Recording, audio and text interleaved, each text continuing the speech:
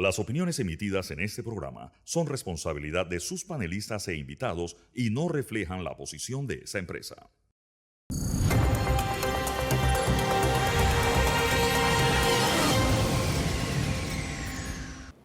La semana que termina estuvo colmada de acontecimientos importantes. El gobierno de José Raúl Mulino cumple sus primeros 100 días. Para analizar este periodo hemos invitado al ministro de la Presidencia, tema para el cual tendremos las perspectivas de diputados, representantes y analistas. También esta semana fue presentado el presupuesto general de la Nación y la Unión Europea decidió mantenernos en sus listas discriminatorias. Asuntos que también hemos puesto en esta edición de Radar. Sean todos bienvenidos.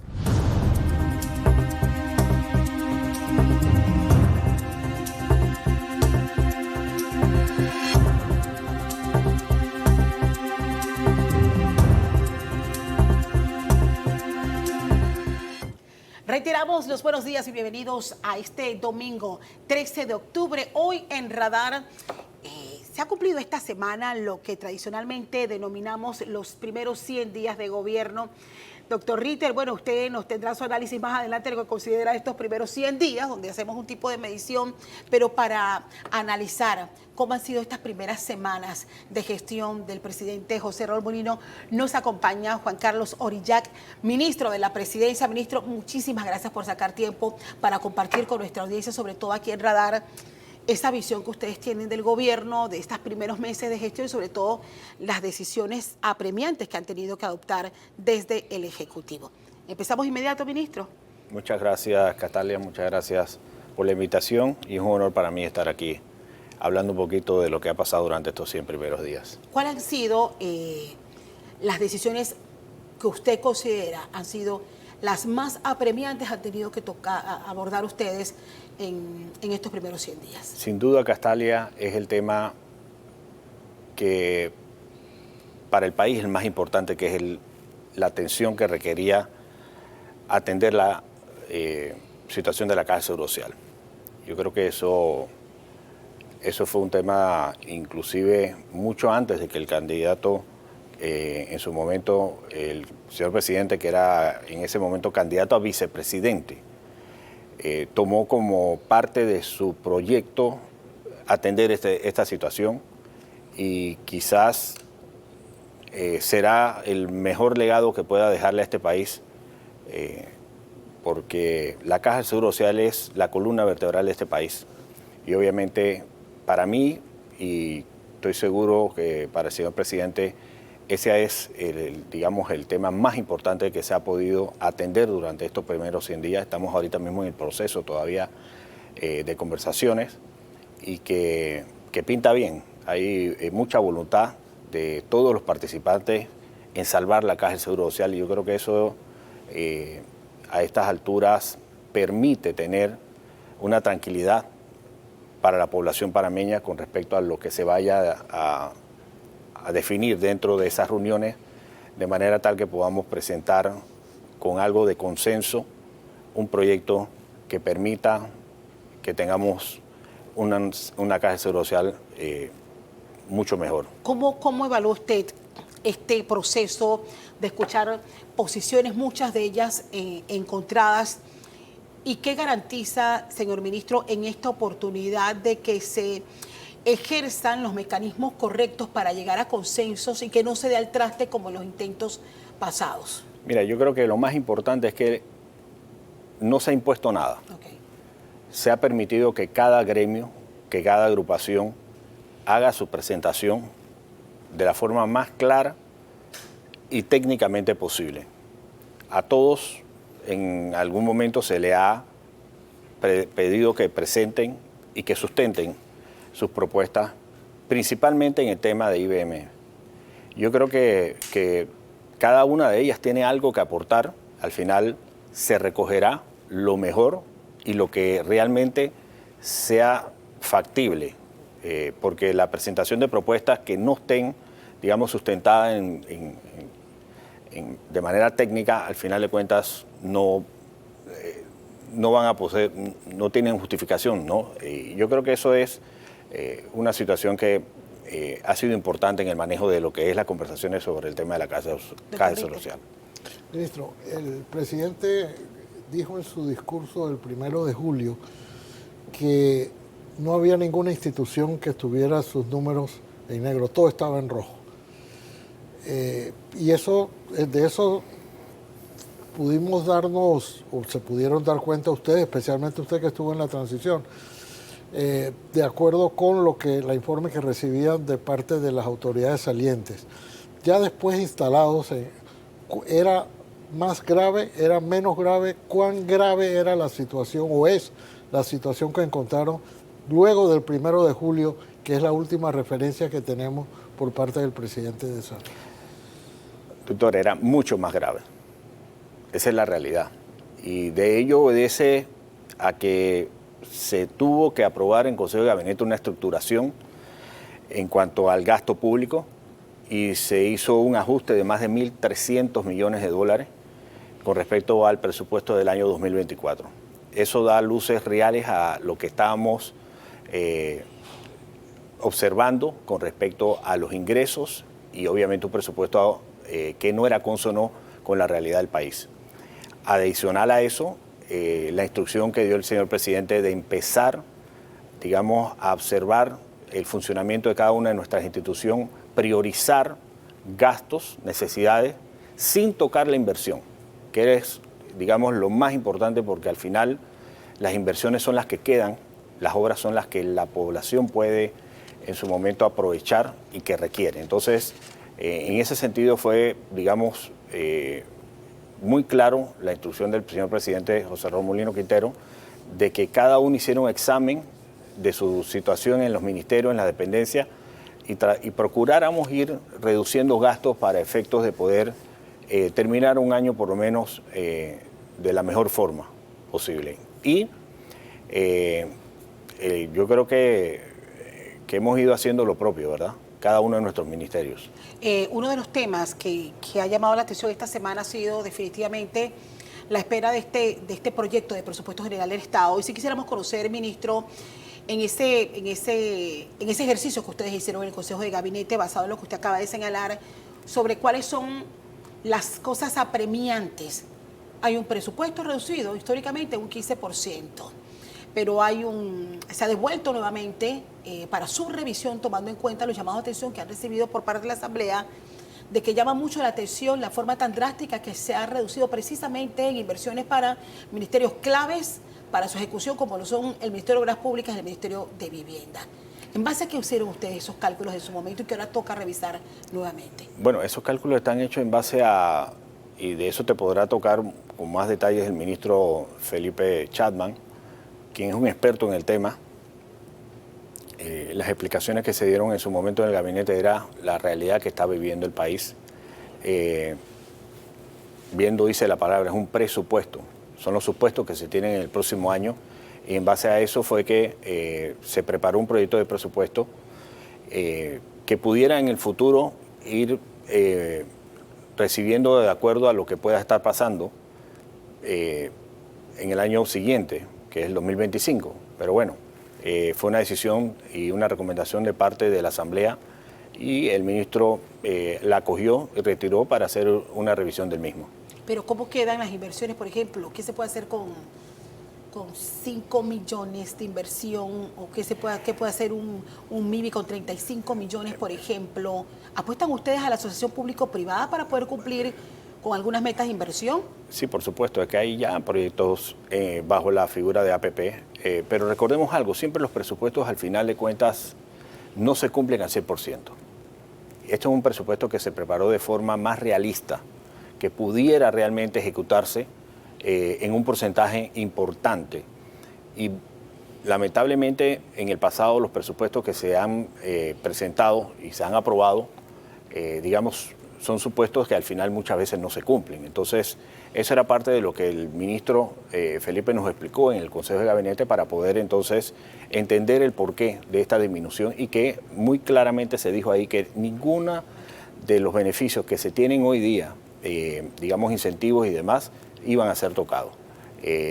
Además que las inversiones no se iban a ver afectadas. Todos los proyectos que están hoy día en ejecución se mantienen y los proyectos que el presidente también tiene en parte como insignias de él, se iban a desarrollar a través de mecanismos que pudieran permitir que la inversión se diera y cumpliéramos con todos estos proyectos en un quinquenio, obviamente, ¿no? Doctor. Ministro, esta semana el ministro Chapman, después que sea autorizado por el Consejo de Gabinete, llevará a la Asamblea un nuevo, digamos, el proyecto revisado ajustado del presupuesto de la Nación. Eso dejará muy pocos días, si se quiere, para que la Asamblea haga sus vistas fiscales, haga de nuevo sus recomendaciones ya en detalle de institución por institución, para que el Consejo de Gabinete vuelva a presentar un proyecto. De no cumplirse o de no alcanzar el tiempo hasta el 31 de octubre, que es cuando culminan las sesiones ordinarias de la Asamblea, ¿se podría convocar a sesiones extraordinarias o se recurriría a alguna de las figuras que establece la Constitución para poner en ejecución el presupuesto del año 2025? Mira, no quiero entrar en un avance de algo de lo que pueda pasar. Yo creo que debemos esperar que la Asamblea nos indique, y obviamente posiblemente la Asamblea tenga que sesionar viernes, sábado, para poder ver si podemos, cada uno de los ministros, ir a hacer nuestra presentación de la vista fiscal presupuestaria, pero todo es posible. Y obviamente, si al final de cuentas toca incluir, pero eso no es un tema que en este momento, digamos, se tiene pensado. Esto ocurrió ayer, así que sobre el tema habrá que ver el ministro las necesidades que tenga, a ver si podemos entonces hacer el gabinete nuevamente para aprobar el nuevo presupuesto con los ajustes que se ha pedido. Pero por ahora entonces se está apuntando a cumplirlo dentro del término. Efectivamente, Gracias. sí. Ministro, ya hemos repasado Caja de Seguro Social, que bien lo ha planteado aquí, tal como lo ha dicho el presidente en reiteradas ocasiones, es la prioridad en este momento. Y llevarlo. Él ha dicho, yo no voy a esperar que venga ni Navidad, ni Año Nuevo, ni Black Weekend, ni nada. Le puso el pecho a esto. Sí. O sea, eso es parte de lo que la población tiene que entender. Esto no es un tema, digamos, que genera popularidad y que es un tema que genera una situación, digamos, de discusión real en el país, pero con toda la seriedad que lo caracteriza, lo dijo: yo voy a atender esto porque es un problema que me corresponde como presidente de la República. Y yo creo que la población está anuente y que considera que es valioso que el presidente haya tomado la responsabilidad de atender un tema tan delicado como es la Caja de Seguro Social. En estos primeros meses, el presidente ha tenido que hacer varios nombramientos, unos muy acertados de acuerdo a las evaluaciones que han hecho diversos sectores, otros cuestionados sobre todo en áreas de consulados.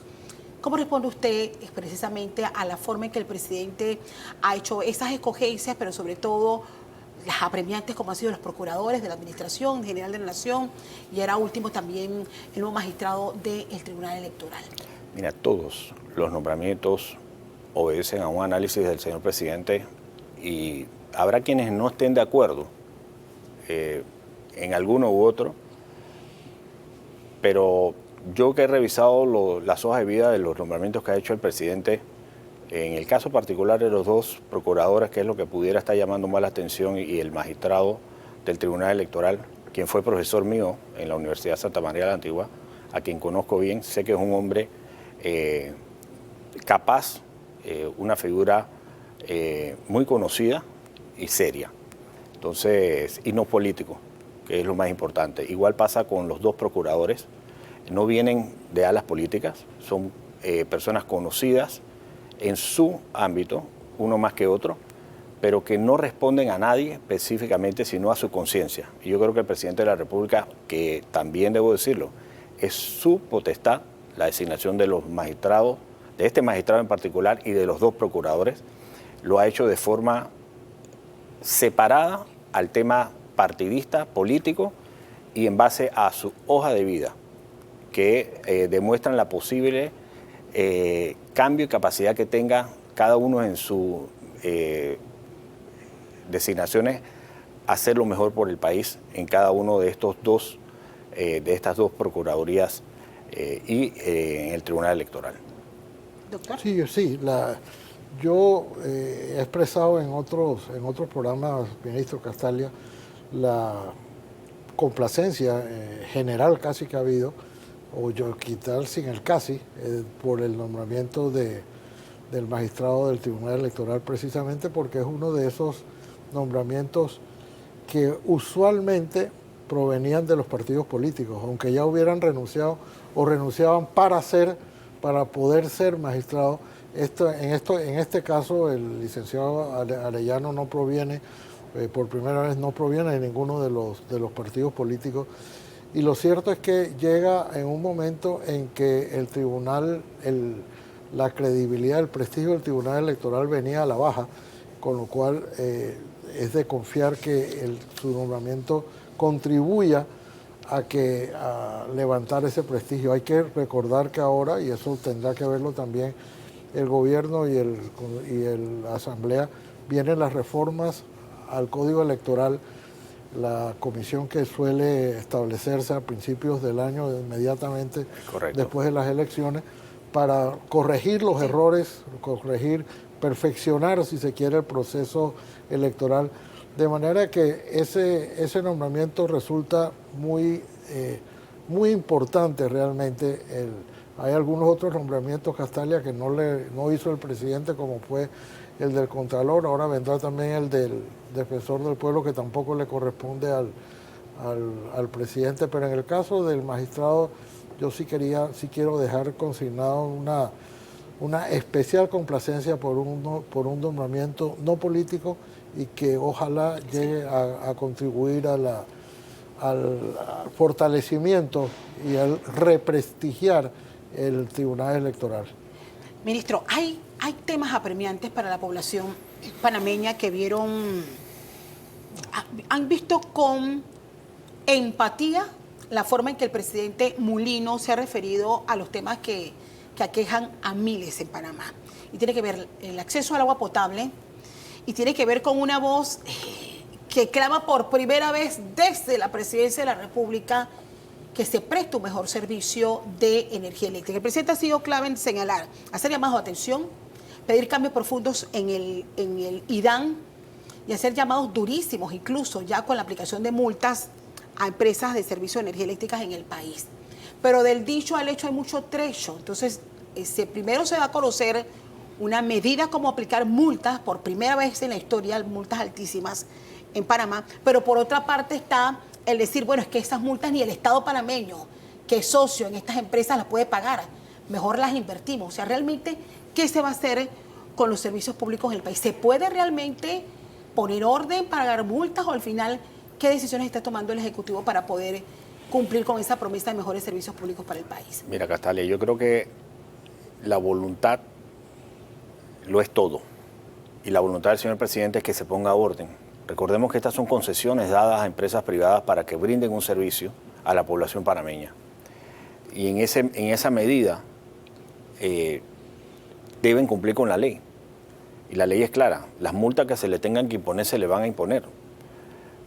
Nomás ayer recibí un informe de la situación del quemado de bombas en el área de Bocas del Toro, respecto al manejo del sistema de energía, de los bajones y demás, que no solamente nos ocurre a nosotros en las instituciones, que se nos dañan los aires acondicionados, nos pasa en nuestras casas, en la casa de gente muy humilde que cuando llegan sus neveras están quemadas. Entonces, esta situación ha sido abordada. Hay un nuevo gerente, por lo menos en una de las empresas de distribución, y yo creo que ellos están anuentes a que este gobierno no va a mirar a un lado, ni va a permitir que no cumplan con lo que manda el contrato y los servicios que están prestando. No solamente de energía, también las telefónicas, porque el servicio ha sido muy pésimo. Yo felicito a Cable & Wireless, que ayer creo que inauguraron la red 5G. En algún momento lo conversamos también con la empresa Tigo, que es el otro proveedor, que Panamá está muy por detrás del tema de telecomunicación. El tema del IDAN, es una de las cosas prioritarias del señor presidente. Lo dijo en su campaña y lo ha dicho desde el día 1. Agua es prioridad para este país. Y ya se empezaron a trabajar en un plan de perforaciones de pozos mientras tanto se puedan ir recibiendo las plantas potabilizadoras que ya están en ejecución y las nuevas que se requieran. Y hay un plan importante que se está estudiando para poder traer soluciones rápidas. En estos momentos también ya estamos por inaugurar lo que se denomina el Anillo Norte, que va a brindar la posibilidad a más de 200.000 familias o 200.000 personas, mejor dicho, la posibilidad de abrir su grifo de agua y tener agua. Entonces, eso, créame, y se lo digo a la población panameña, el señor presidente está muy claro, porque en cada rincón que él caminó, el problema mayoritario era agua.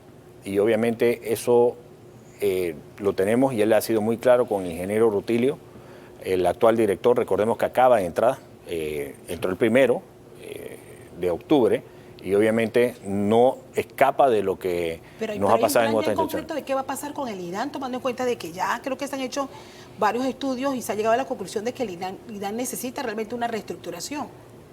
Necesita una reestructuración. Y más presupuesto. Por supuesto. Porque siempre ha estado de último en los presupuestos. Bueno, eso de más presupuestos, cuando hacemos el análisis de lo que se ha invertido en el IDAN, yo creo que rondan los más de 2.000 millones de dólares en los últimos 15, 20 años. Entonces no se trata de presupuesto, sino se trata de una buena administración. Y obviamente la estructuración que va a hacer el ingeniero Rutilio es dentro de la institución conforme a las necesidades reales de tener menos administrativos y más técnicos tratando de resolver el problema de agua. ¿Qué van a hacer con el negociado de los cisternas? Porque bueno, aunque algunos lo defiendan, algunos señalan que no, que si es político o no, al final aquí se ha quedado demostrado. Ministro, estoy casi segura que el presidente lo sabe, aquí hay gente que está pagando 5, 10, 15 dólares por tanque de agua cuando esos carros cisternas se suplen del IDAN pagando 40 y 50 dólares. Realmente hay un negociado a costilla del sufrimiento de miles de panameños en este país. Sí, estamos de acuerdo. Y yo creo que ese es un tema también ya que se le ha puesto al tanto y que se le pidió al ingeniero Rutilio que examinara profundamente el sistema de distribución de agua y que a los efectos entendemos que es una situación que debió haberse culminado hace mucho tiempo. Pero nuevamente repito, es un tema de voluntad. A las comunidades donde no llega agua hay que prestarle atención con soluciones permanentes. No este esquema de llevar carros cisternas para entregar agua a costos y obviamente sin un control real. A nosotros nos fue heredado un montón de problemas que creo y hacia allá vamos en darle unas soluciones permanentes y no parciales, porque esto es simplemente seguir creando un esquema de necesidades inhumanas con respecto a un servicio básico y un derecho que tiene todos los ciudadanos, que es el agua.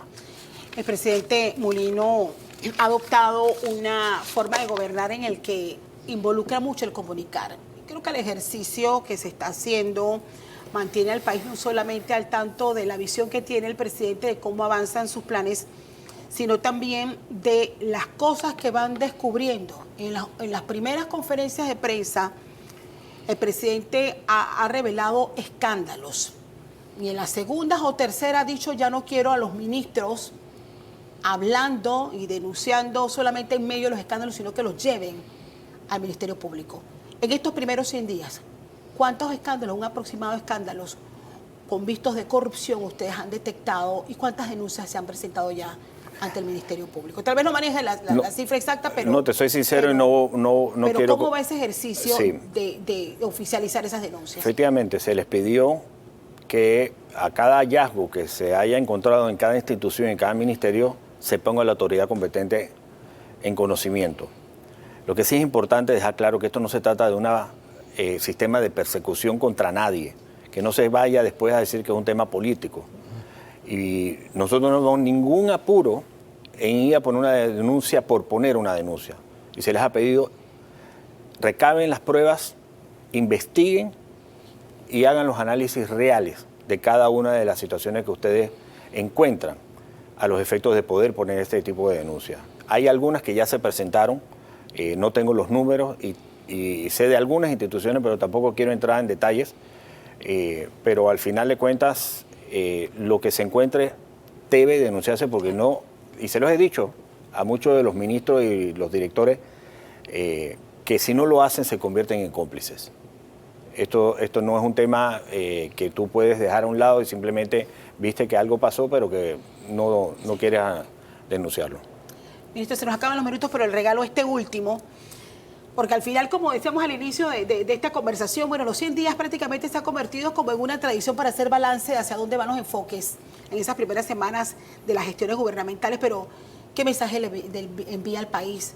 Ha dicho usted, lo apremiante de este momento es el Seguro Social, que está en este momento, en el número 1 sí, en la lista de este momento. Pero ¿qué podemos esperar de ustedes como equipo de trabajo del gobierno? Yo lo único que le puedo decir a la población que tengan fe y confianza en que estamos haciendo las cosas bien.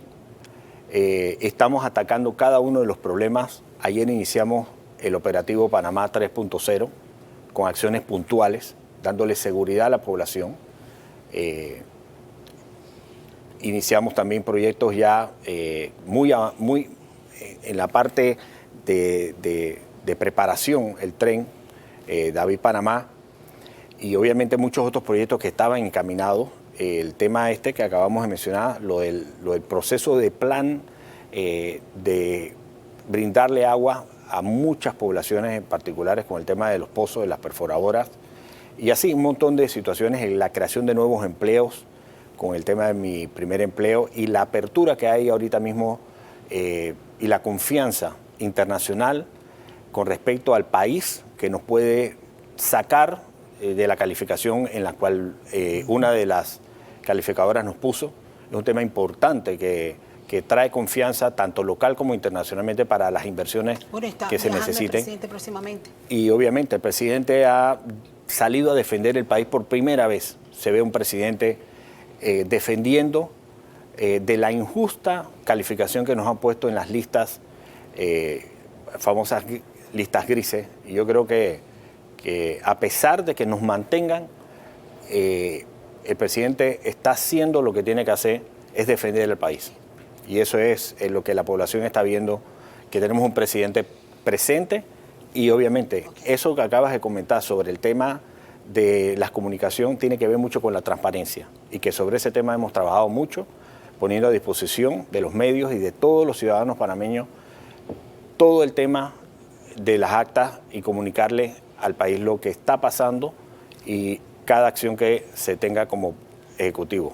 Me quedo con ese mensaje del ministro de la Presidencia, Juan Carlos Aurillac, nuestro invitado hoy en Radar. Doctor Ritter, bueno, analizando estos primeros 100 días de gestión del gobierno del presidente José Raúl Mulino. Gracias, ministro, bienvenido siempre a nuestro programa. Es el momento de conocer justamente el análisis que nos tiene preparado el doctor Jorge Eduardo Ritter en el GPS.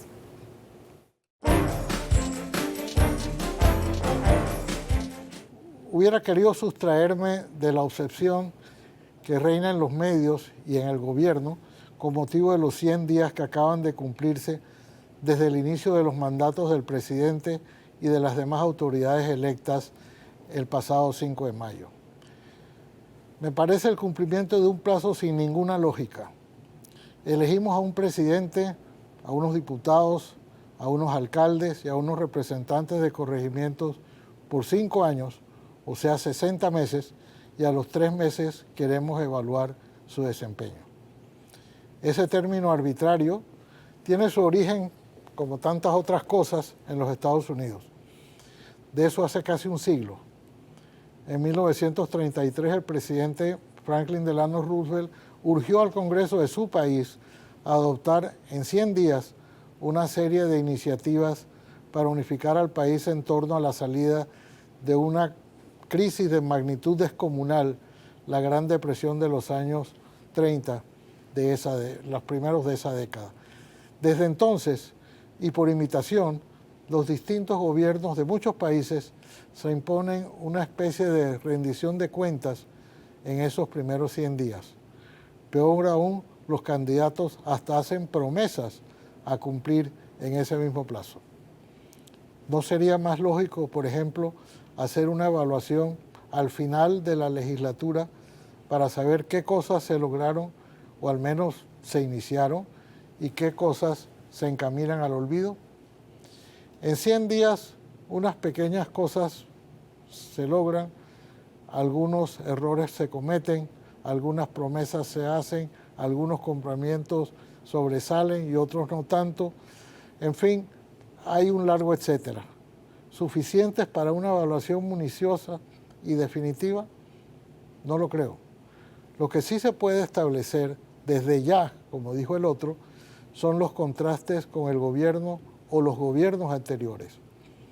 El primero y más evidente es que al presidente se le ve la cara.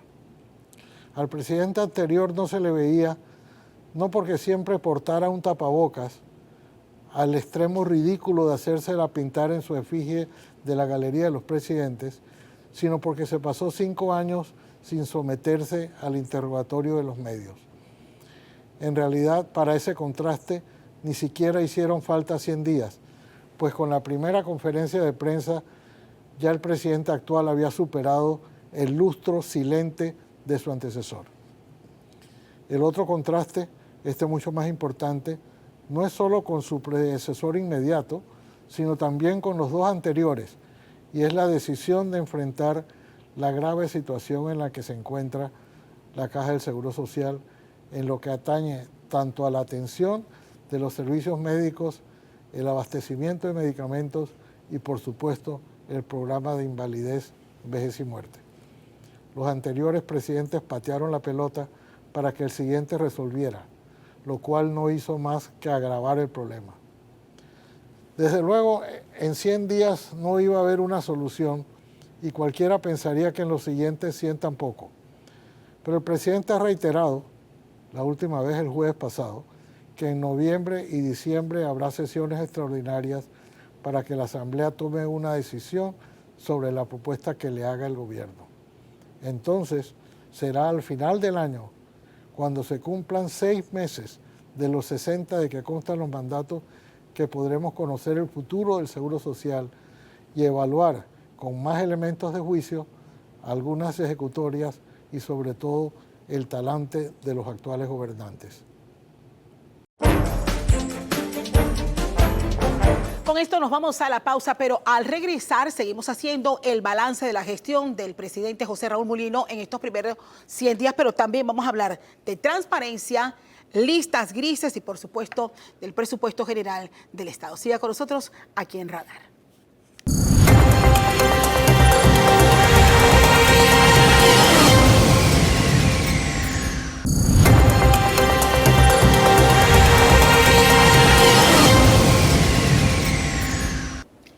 Estamos de regreso con más de Radar de este domingo 13 de octubre. Y bueno, seguimos haciendo ese balance de gestión, pero hoy enfocados en estos 3 temas: transparencia, listas grises y presupuesto. Y paso a presentarles a nuestros invitados. Carlos Barzallo, abogado y miembro de la Fundación Libertad Ciudadana. Carlos, muchísimas gracias por acompañarnos. Bienvenido a Radar. Y se suma a esta mesa Ernesto Bazán, economista. Gracias por acompañarnos en este análisis en el que vamos a hablar en buena parte de este espacio de presupuesto. Se suma a Radar mi querido Fernando Martínez. Fernando, bienvenido. Bateador emergente. Bateador emergente, ¿no? Y un tremendo bateador. De verdad que les agradezco muchísimo. Y quiero empezar por lo último, es el presupuesto. Bueno, cerramos una semana con esta noticia de que el presupuesto ha sido devuelto.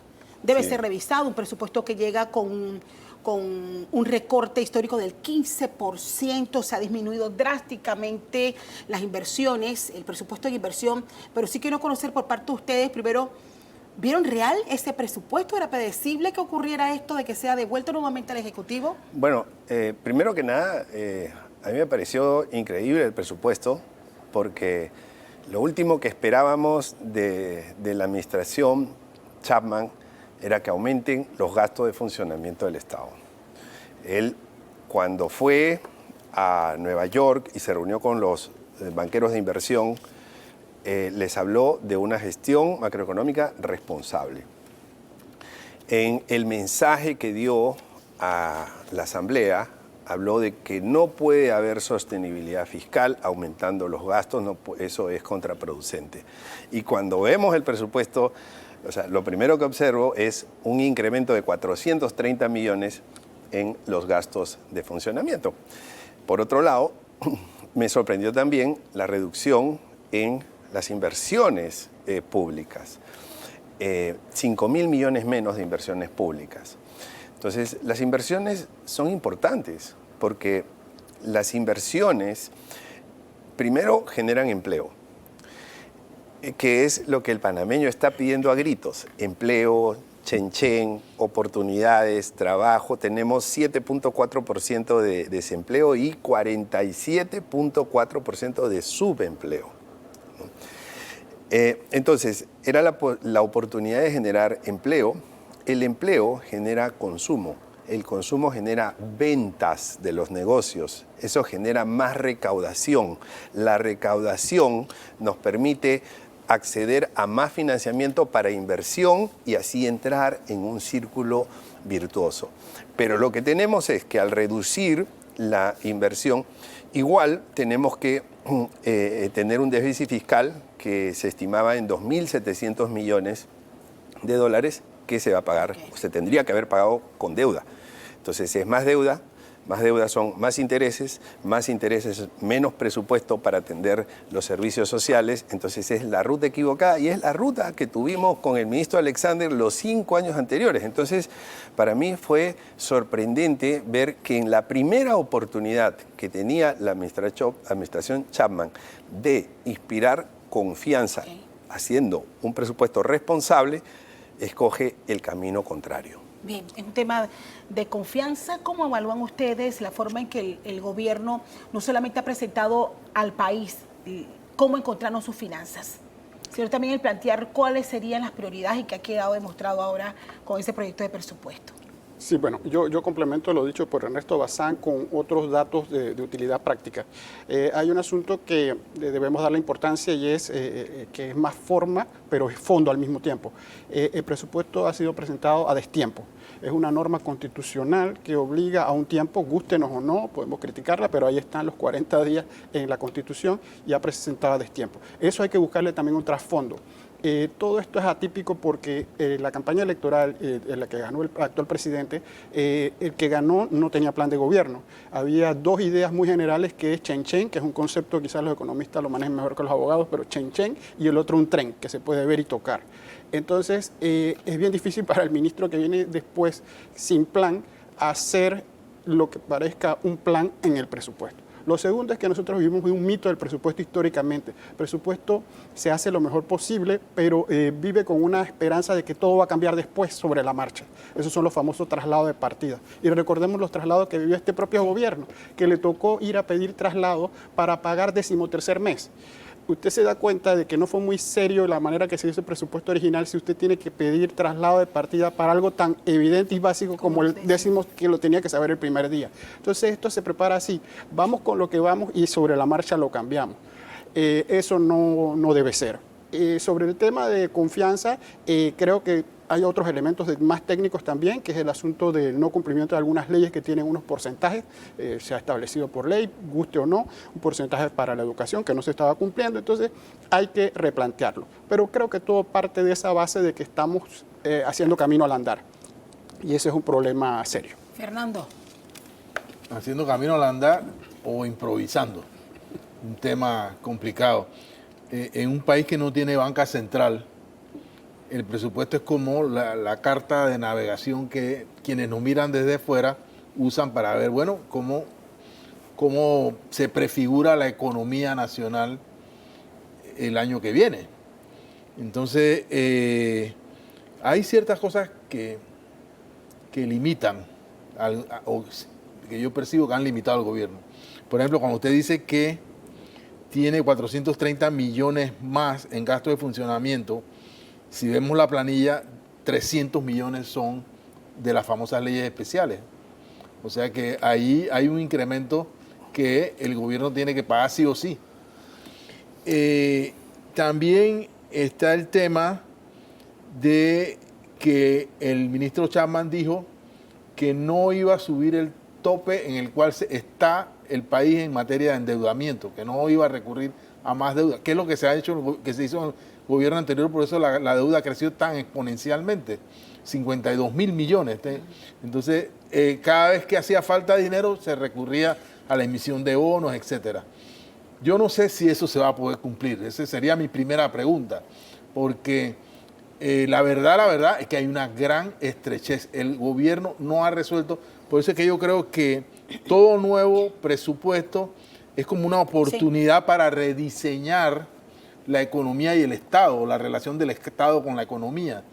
Entonces, la pregunta es, este Estado recauda menos, todo el mundo lo dice. El Estado tiene que aumentar sus ingresos. Entonces, ¿cuáles serían las estrategias para que el Estado adquiera cierta holganza en sus finanzas? Sí, bueno, el primer punto, el margen de maniobra con las leyes que ya existen. Lo que necesitamos es tomar conciencia que estamos en una situación muy, muy complicada y que necesitamos austeridad. Y la austeridad no puede llegar solamente con un discurso, sino con una ley de austeridad, como ha sucedido en otros países. De lo contrario, vamos a seguir en el mismo camino y esto se va a complicar cada vez más. Esa ley de austeridad debería prohibir aumentos de salario, ley mata ley, debería prohibir viajes. No se necesitan viajes en la administración pública durante el periodo de austeridad. Se puede manejar un país sin viajes, con algunas excepciones, ¿no?, pero muy reducidas. Beneficios y privilegios, vales de gasolina, viáticos, alquileres de vehículos. ¿Y qué vehículos, ¿no? Choferes, escoltas, es decir, prohibir ese tipo de privilegios. Cuando eso llega, y cuando, pienso yo, debería comenzar por el presidente de la República, ¿no?, dando ese mensaje, creo que podemos encauzarnos en mejorar el presupuesto, reducirlo, y eso abre las oportunidades para poder reducir la deuda, porque si tú no reduces los gastos vas a terminar en déficit fiscal. Si terminas en déficit fiscal, inevitablemente tenemos que salir a tomar deuda. Y cada vez que tomamos deuda, avanzamos en el camino hacia el deterioro financiero, porque los intereses nos siguen subiendo y porque la tasa de interés y la calificación de riesgo también se puede seguir deteriorando. Entonces, por ese lado pienso que si se puede, yo diría que sí se puede, pero requiere mucha voluntad política y no estoy seguro si este gobierno querrá hacerlo. Carlos, en este momento el gobierno se prepara a revisar nuevamente, pero ¿qué otros mensajes debe enviar el gobierno central desde este mismo ejercicio? Bueno, uno que viene muy casado con lo que se ha estado hablando y lo que menciona Ernesto es recordar la ley de responsabilidad fiscal, pero recordarla en toda su integridad, porque esa es una de las que retrata más el panameño y su idiosincrasia. Es la típica ley hecha para no cumplirla, y doy datos duros. Un titular de un diario decía 11 años de la ley de responsabilidad, 11 años de déficit. Eso era en el 2019. En el 2024 llevamos 15 años, 15 déficit. Es una ley que siempre se le encuentra una razón, una excusa.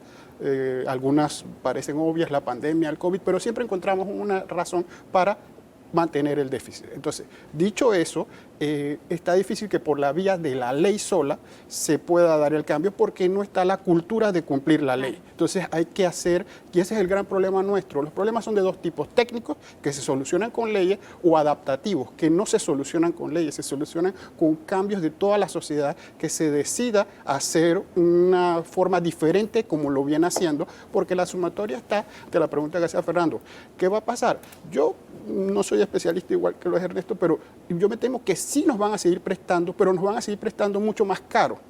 La otra cara de la moneda para no recibir préstamos es algo que nadie quiere y que tiene otros datos duros, que es tener más impuestos, pero eso no se puede hablar porque eso es un tabú, y eso no es aceptable. La gente no va a pagar más impuestos porque considera que su dinero pagado de impuestos se malversa. Entonces todo eso también va casado. Pero Panamá tiene un dato duro. Es el país que en proporción de su PIB recauda menos impuestos, está alrededor del 13%. La excusa siempre ha sido que el resto de lo que falta lo obtiene del canal, pero el canal no da para tanto. y el resto lo obtienes de préstamos. ¿Qué préstamos? Que cada día están más caros. El dinero se está obteniendo más caro porque el acreedor ve que el deudor es más riesgoso que no pague. Entonces, el otro tema, si le damos seguimiento a lo que está haciendo el MEF anuncia que hay 1.500 millones en evasión del ITBMS. Correcto. Entonces estamos luchando con la factura electrónica, mecanismos técnicos para evitar eso, porque usted va a un restaurante y le dicen, ¿quiere factura o no quiere factura? Exacto. ¿Qué significa el que no la quiera? El que no la quiera significa que probablemente eso no se va a declarar. Entonces, todos comemos y somos felices así. Entonces, en ese sistema, por los impuestos, también dentro de los impuestos hay otro elemento para cerrar, el de las abusivas exoneraciones fiscales, que todo el mundo habla de ellas, Bueno, pero se supone que se van a revisar. bien, dejemos que lleguen los días y los hechos y cómo se revisan, porque hay grados de revisiones y grados de selectividad. Ese es donde entra el detalle. Cuando hay que afinar el asunto, nadie quiere ser el que ponga el sacrificio. Veremos, no nos podemos adelantar a los hechos. Ustedes están hablando y todos hablamos. No son 100 días, son 1.825 días. 365 por 5. Esto hay que verlo desde 2 puntos. ¿Cómo empezamos hoy y cómo terminamos? Ahora mismo solamente tenemos señales de por dónde podemos ir, pero pueden pasar muchas cosas en el camino. En ese mismo sentido, ¿qué cosas hay que ajustar? Bueno, yo quisiera complementar lo que dice Carlos, el tema de la facturación electrónica, ¿no? Hay una sentencia de la Corte que exonera a las profesiones liberales de emitir facturación electrónica, y ese es un duro golpe a la lucha contra la evasión. ¿Hay un cálculo de cuánto más o menos estamos hablando? Pues la verdad que es difícil saberlo, ¿no? Y prefiero no dar cifras, ¿no? Pero cuando nosotros dejamos algunas ventanas abiertas para que se puedan dar algunas situaciones de evasión, perdemos el control y los objetivos se terminan afectando, ¿no? Porque de alguna manera son privilegios, ¿no? Y la Constitución nos dice que no hay fueros ni privilegios. Entonces, por ese lado, creo que no tenemos el viento a favor. En el tema de exoneraciones, coincido completamente con Carlos que antes de pensar en aumentar impuestos o en crear nuevos impuestos, hay que reducir las exoneraciones. Creo que el camino es hacerlo gradualmente, ¿no? De aquellas que tengan menor dolor posible, dolor económico, dolor social, dolor político, el menor dolor posible, y ir avanzando gradualmente. Creo que ese es el camino y eso nos va a ayudar también bastante. Entonces, creo que, ¿qué más se puede hacer? Bueno, hay que decir que tenemos al frente una importante amenaza, que es el déficit actuarial del IBM de beneficio definido. O sea, lo tenemos al lado, ¿no? Y yo creo que eso tiene que estar en la ecuación. Por lo menos en este presupuesto, les comentaba que había un déficit fiscal de 2.700 millones previsto, estimado, pero no había aportación al déficit del IBM, que más o menos debe estar como en 1.000 millones aproximadamente.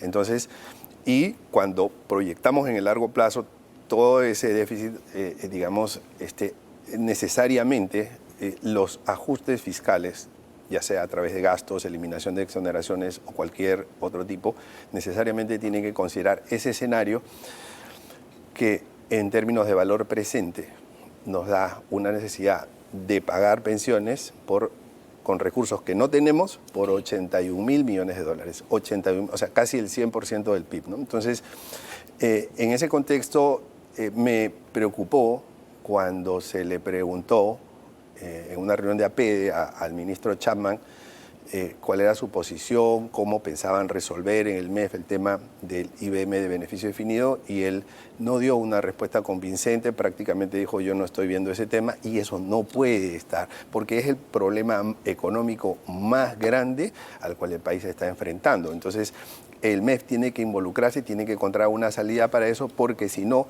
solamente va a estar tapando huecos y después va a encontrar un problema mucho más grande. Fernando, no sé si tienes algo que aportar sobre este tema. Yo creo que es fundamental lo último que acaba de señalar Bazán, en el sentido de que no este gobierno, sino los anteriores también, a este país le falta una visión de mediano y largo plazo integral, y que dejemos de ver cada cosa por parcelas, porque todas las cosas están relacionadas.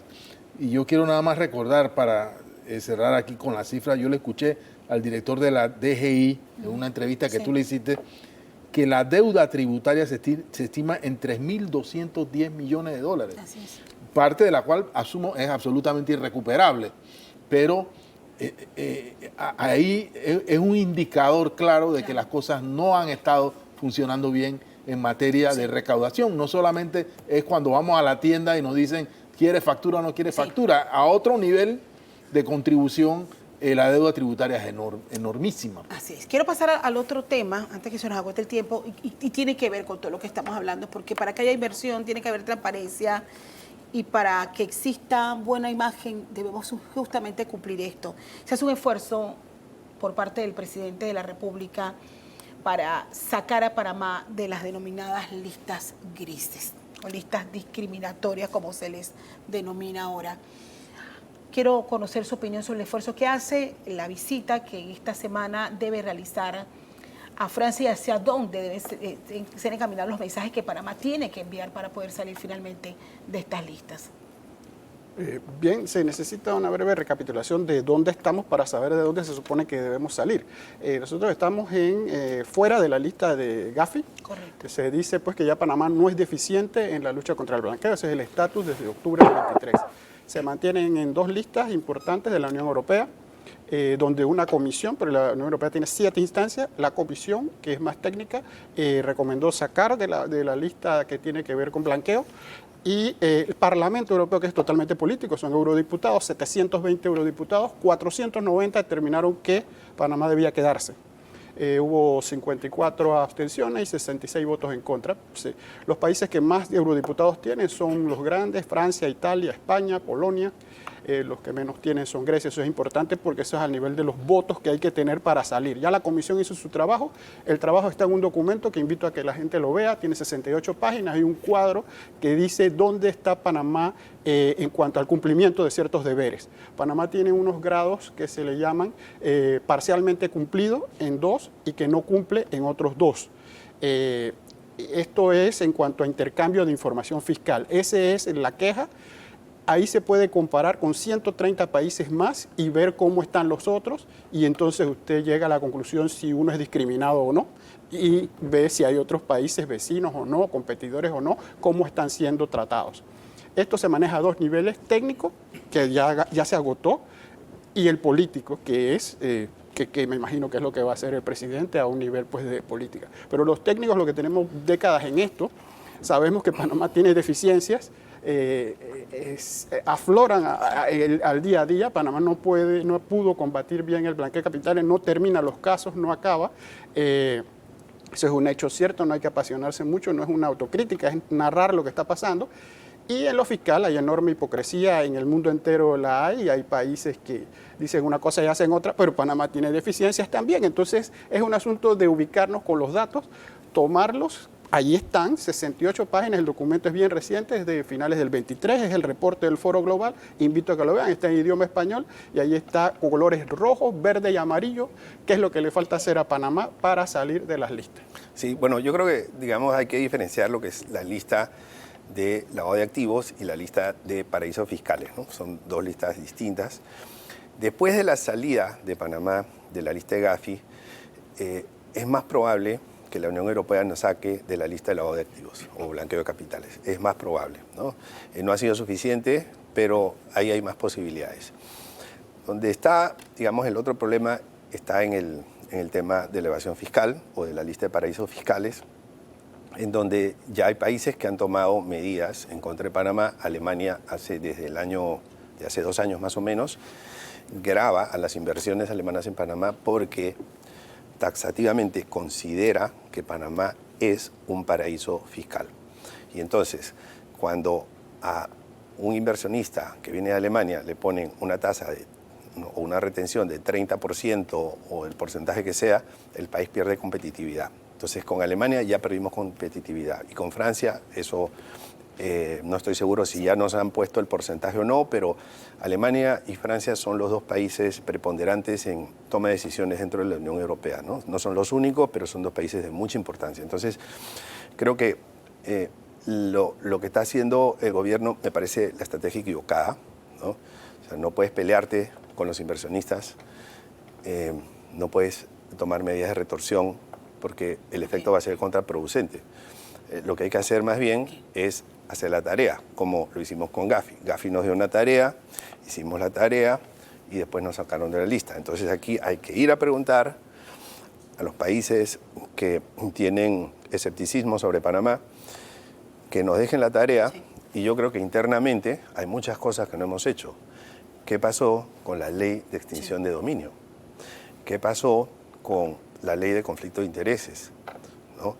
Necesitamos una mejor ley de transparencia, el registro de beneficiarios finales que está en proceso, pero todavía no vemos la luz. O sea, yo creo que hay una tarea y Carlos puede complementar más. Permítame darle dos datos importantes porque ya que tocaron. La ley de retorsión, famosa ley de retorsión, donde Panamá está en disposición de sancionar a quienes lo mantienen en listas que se denominan discriminatorias, es del año 2002, tiene 22 años. Hay mucha historia ya, y para su uso y no uso. Le doy un ejemplo concreto que puede entender el público. No solamente la OECD y los países europeos y anglosajones son los que tienen a Panamá en lista. Los llamados países hermanos latinoamericanos también han tenido a Panamá en lista. O sea, que eso no es un asunto, cuando uno tiene un problema con muchas personas, uno tiene que preguntarse cómo es el problema, porque no solo son ese mito de unos contra otros. Ecuador era uno de ellos. Y voy a ejemplo concreto. A Ecuador, la ley decía que había que impedirle que tuviera inversiones en Panamá porque esa es la retorsión. Sin embargo, la ley tiene excepciones y nosotros vivimos de las excepciones. Se dictó una resolución, un decreto de gabinete en el año 2020, en marzo de 2020, para exceptuar a Ecuador. Y de esa manera Ecuador, sus ciudadanos, pudieron comprar uno de los más grandes supermercados que hay en Panamá. Y se entendió que eso era de interés nacional. Claro. Hagan ustedes la sumatoria de todas las ideas. Un país pequeño con retorsión la tiene bien difícil. Eso es una realidad. Ese mecanismo es bien arriesgado y sobre todo lo es más cuando la gente sabe que le van a hacer excepciones a la regla. Se me acaba el tiempo para este bloque, no sé si alguno quiere aportar algo breve. Yo nada más Fernando. quiero añadir lo siguiente. Nosotros tenemos casos de blanqueo en Panamá, algunos de alto perfil. O sea, el caso New Business, Blue Apple y Odebrecht son casos de blanqueo, pero tenemos muy pocas condenas. Ese es un mensaje que mandamos a la sociedad, el tema del papel que juega la justicia en casos específicos de blanqueo de capitales. Yo sé que no tiene que ver con narcotráfico y estas otras cosas, pero igual es blanqueo. El otro tema es que a nosotros nos queda el camino político, diplomático para enfrentar este tema, pero reconociendo la realidad política de esos países. Por ejemplo, yo no veo al presidente Macron haciéndole bullying a sus diputados, a su Congreso. Todos esos países, Francia es semipresidencialista, pero la mayoría son regímenes parlamentarios y allá el Parlamento manda. Entonces, podemos estar en desacuerdo con lo que hacen, pero no, las cosas no son tan fáciles por la vía diplomática o por el traslado de un debate de gobierno a gobierno. Ahí hay complicaciones. Y coincido con el tema de las medidas de retorsión, que hay que ver realmente si son una salida a la forma de enfrentar esto. Y no damos buenas señales cuando reducimos condenas, ¿no? O sea, que es justamente el camino contrario, ¿no? A decir, ¿cómo podemos decir nosotros que luchamos contra el crimen cuando realmente en la realidad se ven otras cosas? Termino con ese mensaje. Yo quiero agradecerles tanto a Carlos como a Ernesto por acompañarnos, Fernando, en este análisis. Bueno, estamos pendientes de esa visita que hace el presidente acompañado de un equipo de trabajo y bueno, a esperar cuáles serán los resultados. Vamos a ir a la pausa, pero al regresar vamos a hacer también balance, pero viendo desde otro enfoque, desde la Asamblea Nacional, que se ha estado haciendo en la Asamblea Nacional, pero también los gobiernos locales, sobre todo cuando se acaba el plazo para entregar todos los informes del uso de las millonarias partidas de la descentralización paralela.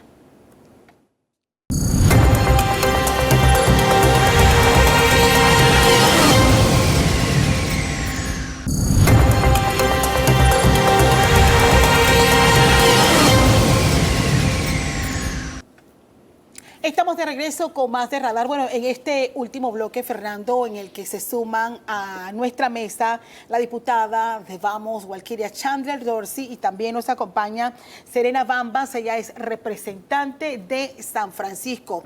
Y el tiempo que tenemos es para abordar estos primeros 100 días de acuerdo a las metas que se han trazado la Asamblea Nacional, que es un órgano de Estado que tendría que mandar mensajes claros en esta primera etapa y, por supuesto, la situación económica en que la mayoría de los representantes de corregimiento a nivel nacional han encontrado sus finanzas. Quiero empezar por usted, diputada, para hacer un pequeño balance del trabajo que ha hecho la Asamblea, sobre todo la bancada que usted representa en estos primeros meses. Bueno, gracias, saludos a todos. Inicio por las cosas positivas y sobre todo del colectivo, porque la Asamblea somos 71 diputados. Las primeras acciones, no promesas, acciones, fue el retirar las vallas, las cercas esas que teníamos en la entrada de la Asamblea, posibilitando que de manera real la Asamblea sea accesible y más cercana a todos los panameños. Acompañado de esto, ya empezamos a dar señales de un Parlamento más transparente y abierto. Ahora ya se puede tener acceso a la agenda de las comisiones y del Pleno con un tiempo de anterioridad, no sobre la marcha ir corriendo de un salón a otro porque desconocemos cuáles son los temas que se están tocando. El orden del día en el Pleno también es un orden del día más responsable. Esto para nosotros sí marca la diferencia. Lo mismo con las transmisiones que se dan de comisiones y de Pleno, lo pueden seguir no solo ustedes en los medios de comunicación, sino cualquier ciudadano en cualquier parte de la geografía nacional. Eso ha sido algo bastante positivo. También que se están discutiendo los proyectos generalmente sin importar el diputado a qué facción política pertenece. Yo debo decir que de la bancada Vamos ya casi 5 proyectos han pasado lo que es el tercer debate, lo cual es bastante positivo y esto no lo vimos en la asamblea anterior. ¿Cuál es el gran pendiente? Esta asamblea, ya pasando los 100 días, no ha querido discutir las modificaciones al reglamento interno de la asamblea. Eso es un compromiso no de la bancada Vamos, es algo que los diputados le debemos al país. Esta asamblea, la mayoría son diputados que están entrando por primera vez, la edad promedio es de 32 años y aún así no han querido reformar este reglamento que contiene algo. Aquí en la asamblea, diputados pueden cobrar sin tener que asistir, siendo que en ningún lugar en este país las personas van a recibir, no se ha puesto en el orden del día, no se ha discutido en las comisiones. Parece ser que este tema no es de la importancia o de la trascendencia de los que toman la decisión para que esto avance. Pero no solo fue un compromiso de campaña de varios diputados, creo que fue el clamor. Y ese clamor de la quedó ciudadanía. muy claro el año pasado justamente para esta época. Así es. Estamos pidiendo que se pueda transparentar aún más dentro de las modificaciones, incluso una que yo presenté, es para que se prohíba el nepotismo a lo interno de la asamblea. Usted puede ver en una misma unidad administrativa a familias completas. Y el problema no es solamente que sean familiares, sino personas que reciben un dinero sin trabajar. Aquí el que trabaja no tiene por qué preocuparse. ¿Se da esa práctica todavía en la asamblea? Pareciese.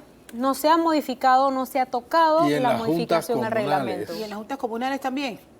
Bueno, así era en las juntas comunales antes, que era la representante, el esposo era el suplente, la no sé qué, y todo el mundo trabajaba, toda la familia entera trabajando en la junta comunal. Bueno, me da pie justamente para darle la bienvenida a nuestra invitada también, Serena Bambas, representante de San Francisco, porque en estos tiempos también hemos quedado pendientes de la rendición de cuentas de cómo se usaron millonarias partidas y la cantidad de denuncias que ustedes han presentado a lo largo de estos primeros meses. Así es, bueno, antes que nada, gracias por la invitación. Creo que han sido 100 maravillosos días. Voy a empezar por lo bueno, porque creo que también la ciudadanía se merece un descanso de que hay cosas positivas que estaban sucediendo. Durante los primeros 100 días hicimos una reestructuración, por lo menos en la Junta Comunal de San Francisco, porque realmente estaba desastrosa tanto la estructura en físico como la parte económica. Y realmente los residentes y los vecinos nos apoyaron muchísimo los primeros 100 días que prácticamente no teníamos ni un solo centavo. En la parte de los reportes que hemos tenido que reestructurar, sobre todo con los fondos de centralización, estuvimos casi 3 meses con un grupo de 4 personas enfocados en poder recopilar toda la información. En el caso de la Junta Comunal de San Francisco se utilizaron aproximadamente 1,5 millones, donde ya hicimos el reporte, lo entregamos a tiempo, pero se encontraron muchas irregularidades, se van a presentar las denuncias pertinentes. Ya nosotros hemos presentado otras 4 denuncias de Caja del Seguro Social, de que borraron los registros contables, pero al no tener información, recopilar la información para este reporte fue sumamente difícil. Ya entregamos el reporte a la autoridad de descentralización, que nos han dicho que al encontrar una irregularidad, que lo van a encontrar, van a presentar las denuncias. Hay algo que nosotros queremos recalcar.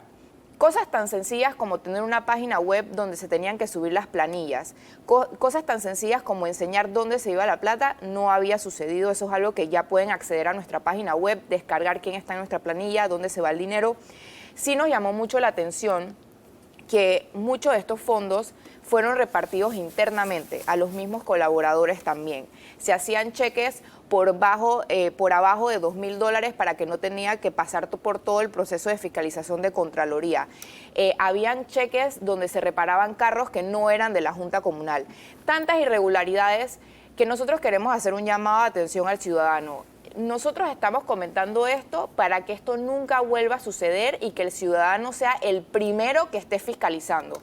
Y si usted tiene un representante que no sube su información, que no se comunica, hay que presionar. Claro. Porque hoy en día las redes sociales y la tecnología y la innovación te da la herramienta para no dejar nada por fuera. Es un secreto a voces, Walkiria, que esos dineros que hoy son parte de una investigación que está iniciando apenas el Ministerio Público y el rastro que trata de hacer ahora la Oficina de Descentralización, en su momento fueron manejados directamente por diputados. Y se lo pregunto porque usted fue diputada suplente en su momento. Y en su momento se denunciaba desde cómo y cuándo, desde la Asamblea, esos dineros de la descentralización eran prácticamente controlados. Claro, y precisamente eso es la que la ciudadanía no soporta más. Eso se estuvo dando por muchos años y no solo en la Asamblea que acaba de terminar. Eso tiene muchísimo tiempo. Serena dijo algo importante, hay que poner las denuncias. Esto no es un tema de percepción de que me parece que se están llevando los fondos del Estado.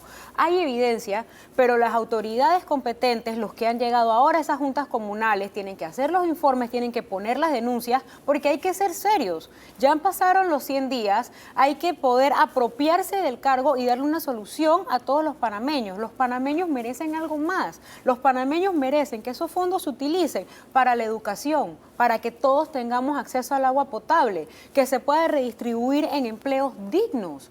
Hay tantas cosas que se pueden hacer con esos dineros y ahí es donde uno puede ver de manera material los efectos de la corrupción, de la falta de transparencia y de la complicidad que hay entre distintas autoridades y entre distintos gobiernos. Porque tradicionalmente todo el mundo dice, encontré esto mal, pero ¿por qué no presentas la denuncia?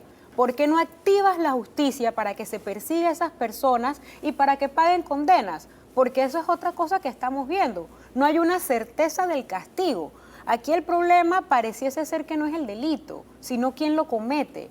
Si lo cometen algunas personas está bien y no pasa nada. Ya merecemos que Panamá cambie eso y es una bonita oportunidad porque está iniciando un nuevo gobierno, son nuevas autoridades y merecemos algo mejor. Y se acaba el plazo porque este 15 de octubre se supone es la fecha tope para presentar esos informes. Sí, y hasta el momento muy pocas juntas comunales han presentado su informe.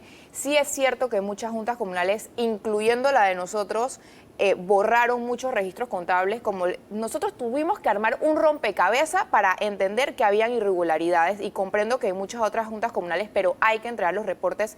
Y otra cosa que es muy importante, hay una frustración que se siente en el pueblo panameño.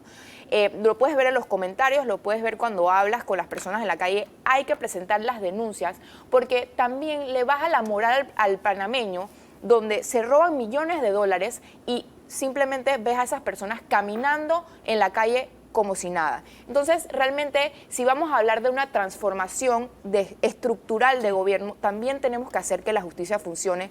Así que siempre exhortamos a que los nuevos representantes, las nuevas autoridades realmente entiendan que hay que hacerlo. Y como dicen en mi equipo, nosotros no vamos a pagar los platos rotos, también tenemos que presentar las denuncias por eso, porque cuando nosotros salgamos, si no lo hacemos, realmente también somos cómplices. Así que esa también es nuestra responsabilidad. Fernando. Yo quería preguntarle a la diputada, el periodo ordinario, la primera legislatura del primer periodo termina el 31 de octubre. Se presentó el presupuesto 2 meses después, a destiempo, violando una norma constitucional. Pero además fue retirado. Entonces yo le pregunto a usted como diputada, ¿cuándo se va a discutir el presupuesto? ¿En qué periodo? ¿En los 15 días que quedan del mes de octubre? Yo no veo la posibilidad de que antes que termine la legislatura ordinaria se pueda evaluar de manera responsable el presupuesto, porque fue retirado el día jueves. Probablemente esta semana lo presenten, no lo sabemos, pero con un informe bastante minucioso por parte técnica de la Comisión de Presupuesto, de muchos rubros que no se incluían, algunas extralimitaciones, así que difícilmente con tantas cosas por arreglar sea algo que se vaya a presentar en los primeros días de esta semana. Algo importante, también hay que hacer consultas sobre ese presupuesto. Así que si queremos hacerlo de una manera responsable, vamos a tener que entrar en las sesiones extraordinarias. Y también recordemos que está pendiente la discusión sobre el seguro social. Así que sí o sí, esta asamblea va a tener que ir a sesiones extraordinarias para poder cumplir con los compromisos del país. O sea, estamos hablando de sesiones después de Fiestas Patrias prácticamente. Total. Y hasta el mes de diciembre posiblemente. Recargadas. Posiblemente en diciembre. Yo no veo cómo se va a poder trabajar de manera eficiente y con consultas, con participación, tomando en cuenta a todos los actores antes de que llegase diciembre, porque esto es algo importante. Parte de las lecciones aprendidas de precisamente estos meses hace un año es que cuando en la asamblea se intentan forzar las discusiones, cuando se deja por fuera a todos los que tienen que participar, la ciudadanía lo resiente. Y yo quiero pensar que a ninguna de las personas, ya sea los gobiernos locales, la asamblea, el gobierno central, quiere ver al pueblo panameño en las calles. Eso no nos hace bien a ninguno de nosotros y para evitarlo hay que escuchar el clamor ciudadano y no se pueden estar tomando decisiones a espaldas del país. Ahora bien, ¿cómo está el ambiente en la asamblea en este momento con respecto a este problema? Porque sí, vemos una bancada oficialista. Y ojo, ¿cómo está una asamblea que le recortaron el presupuesto de 180 millones, de 150 a 88? Bueno, ese presupuesto ya no es tema de discusión porque fue retirado. Ahora hay que esperar cómo es que se va a presentar. Para la sorpresa de muchos yo tengo que compartir y sobre todo de manera responsable porque vengo de la asamblea anterior, que el clima que se observa en esta asamblea, no sé si es porque estamos empezando, todavía es bastante sano, es bastante positivo y muchos de los colegas han comprendido que ya no es una campaña política. Somos diputados de la República, nuestra bandera es la de Panamá y es lo que han estado entendiendo. Se han presentado gran cantidad de proyectos, muchos de ellos encaminados a transformar las realidades sociales de los panameños. Hay un proyecto que yo felicito al colega Lenín Ulate, que es el acceso al agua potable. Eso no existía. Todavía el presidente no lo ha sancionado, esperemos que pueda hacerlo, pero ya se ve la diferencia en los proyectos que se están presentando. O sea, hasta ahora la asamblea está mandando los mensajes correctos. Yo pensaría que sí, siempre se puede mejorar, existen muchos pendientes, pero el clima pareciese ser que es un clima proactivo y que se quiere trabajar, que se quiere hacer diferente. ¿Qué cambios necesitan hacerse desde los gobiernos locales? Bueno, la asamblea tiene su responsabilidad, pero al final los problemas apremiantes a los que le tocan la puerta es a los representantes de corregimiento, tomando en cuenta que hay un recorte presupuestario, hay una advertencia de la disminución en los ingresos y esto directamente va a tocar las finanzas de los gobiernos locales. Bueno, yo diría que nosotros hemos observado que nosotros como somos el primer puente de la comunidad, nos llegan quejas que realmente nosotros tenemos que ser diligentes ante otras instituciones, por ejemplo, la Autoridad de Tránsito, el IDAN. Y muchas veces hemos observado que, por ejemplo, nosotros podemos estar a un paso 100 y cuando hacemos el puente con las otras instituciones no están a la misma velocidad y es un poco frustrante porque realmente la ciudadanía no comprende todavía cuál es el rol de los representantes. Uno, nosotros tenemos que seguir educando al ciudadano de cuál es el rol del representante y tenemos que dar la cara ante la situación y escuchar al ciudadano. Las consultas ciudadanas son sumamente importantes. Nosotros hemos hecho ya varias reuniones con los vecinos, fue lo primero que hicimos. Sabemos de primera mano cuáles son las preocupaciones y ahora nosotros ya están listas las nuevas nóminas en las juntas de desarrollo local, que son sumamente importantes porque son parte del régimen de descentralización. Aquí es donde entra la parte de fiscalización por parte de la autoridad de descentralización a los nuevos proyectos que se van a presentar, que ya se han presentado, y todos tienen que rendir informe, cosa que no había pasado en el quinquenio pasado. Se entregaron dineros para proyectos que nunca se hicieron, se gastaron el dinero, entonces no hay nada que realmente que sea un respaldo de dónde se fue ese dinero. Así que ya sabemos que en este quinquenio todo tiene que tener un respaldo. También estamos observando que hay un cierto descontento de la población, sobre todo en el tema del agua, donde seguimos exigiendo que por favor las nuevas autoridades entiendan que esto es un derecho y que muchas de las cosas que nosotros queremos resolver, a veces por presupuesto, nosotros tenemos una pequeña cuadrilla de ornato y mantenimiento, pero hay cosas de tuberías que nosotros no podemos arreglar, hay cosas de luz que no podemos intervenir y que tampoco podemos extralimitar de funciones. Entonces pedimos a las nuevas autoridades que nos ayudan a nosotros, a los gobiernos locales, a poder darles a los ciudadanos lo que se merecen, que es una vida digna. Bueno, y esa fiscalización se hace también desde la Asamblea. Son ustedes los que citan a los ministros, a los directores del IDAN. Ya ahí se ve que esta asamblea en su labor de fiscalización ha citado a varias autoridades. Por ahí recibimos el que ahora ya es exdirector de la Caja de Seguro Social, al ministro de Vivienda, a la ministra de Educación, también en su momento al que estaba en el IDAN. Ha aumentado lo que es la asistencia y la puntualidad por parte de los diputados. Las sesiones y las comisiones están empezando en el rango de tiempo que tiene que ser. Y estamos fiscalizando, probablemente a algunos no les guste, pero algo importante que tenemos ya la opinión que lo valida por parte del procurador, además de un rol de fiscalización, somos libres de opinar porque los diputados también somos ciudadanos y a nosotros nos interesa que al país le vaya bien.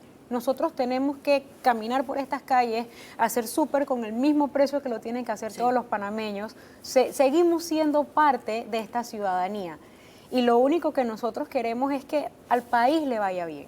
Me quedo con ese mensaje de la diputada Walkiria Chandlers Dorsey. Gracias. Y la representante de San Francisco, Serena Bambas, a ambas, gracias por acompañarnos. Bueno, es una semana en la que vamos a estar pendientes. Entonces, ¿quiénes finalmente presentan estos informes finales a la descentralización? Y también qué va a pasar en la Asamblea Nacional cuando se devuelva nuevamente el presupuesto general del Estado. Gracias por acompañarnos. Muchas gracias. Vamos a la pausa y regresamos con más de Radar.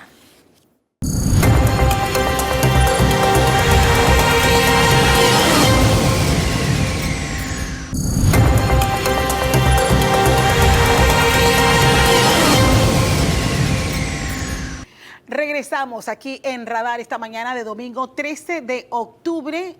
Fernando, en esta recta final ya del programa vamos a compartir, como ya es costumbre, los trazos de Hilde en esta caricatura para Radar, inspirado, bueno, en uno de los temas que hemos abordado esta mañana y tiene que ver con los fondos millonarios de la descentralización paralela. Aparece alguien que se parece mucho con su saco chocolate que utiliza con frecuencia en la conferencia de prensa. Bastante parecido lo dibuja Hilde. Alguien se parece al presidente Mulino y le dice a un manzanillo que ya está viéndolo como con cara de incrédulo. Dice, le doy 60 días a esos representantes de corregimiento para que detallen cómo utilizaron los fondos de la descentralización. Le responde el manzanillo, les hubiese dicho, o les hubiera dicho que el día del huevo mejor, es decir, que no lo van a presentar nunca.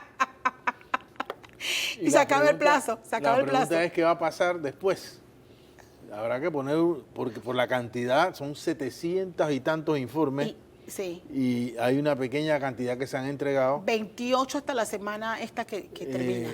Yo me imagino que, como alguien dijo aquí, hay algunos que están esperando hasta el último día para entregar la tarea, y que la cifra va a aumentar, pero aún así van a quedar muchos. Sí.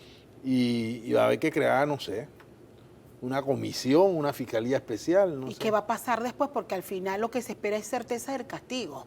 Son millones de dólares que al final se habrán invertido en distintas juntas comunales y la gente no los ve. esa es la tarea que al final se tiene que hacer con esta rendición de cuentas y las investigaciones que avanzan con las formales denuncias que se han presentado al Ministerio Público. Bueno, terminamos este radar, Fernando, en una fecha en que arrancamos una semana con mucha expectativa, no solamente con la entrega de estos informes de la descentralización, sino también el plan que tiene el presidente de la República de viajar a Francia con su equipo de gobierno para poder abordar los temas y hacer los acercamientos para sacar a Panamá de estas denominadas listas grises. Sí, yo creo que la iniciativa de acercarse directamente a los mandatarios europeos para exigir respeto, ya lo dijo Barzallo en este mismo programa, hay muchas cosas que nos faltan por hacer, pero hay muchas otras que en las cuales hemos cumplido, y de verdad yo siento que Panamá no está, por lo menos de igual a igual con los otros países, y yo siento que hay un trato desigual hacia nuestro país frente al tema, y que se vienen haciendo muchos esfuerzos para combatir estos delitos internacionales. Lo que sí no creo, nunca lo he aceptado, es que hay países que quieren que nosotros nos convirtamos en sus cobradores de impuestos. Así es. Y eso, que vean cómo lo resuelven ellos con su planilla. Así es. Quedamos con este mensaje, Fernando, pero no me despido, no sin antes invitarlos a que sigan nuestra sintonía, porque inmediatamente vamos a compartir nuevamente ese contenido exclusivo de los 100 días de gobierno del presidente José Raúl Mulino. Que pasen todos un excelente domingo.